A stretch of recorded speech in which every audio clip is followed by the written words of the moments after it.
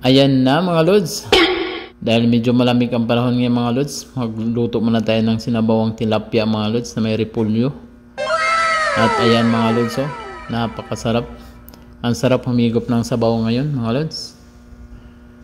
Ayan, oh, samahan nyo na ako mga lods para magluto. At lagyan na natin yung sibuyas, tapos luya, at saka siling green. Ayan, oh, pakuluan na natin yan mga lods. Tapos lagyan natin ng pampalasang Norian para mas sasarap yung sabaw. Tapos ilagay na natin yung mga hiwa-hiwa nating tilapia mga lods. Tingnan nyo mga lods, napaka-presko ng tilapia. Tamang-tama sabawan talaga.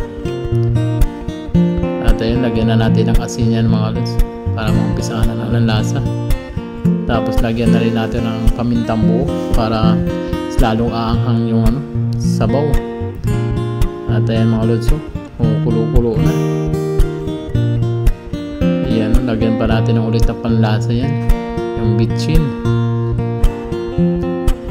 Ayan, tuloy-tuloy nang napakulo yan mga lods.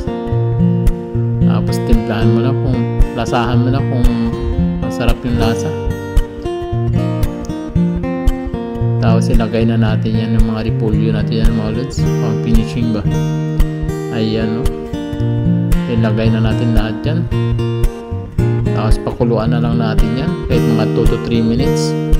Ayan, pwede na yan. Luto na yan mga lods. Pwede na natin ngahain yan. Ayan, pwede na tayong kumain yan mga lods.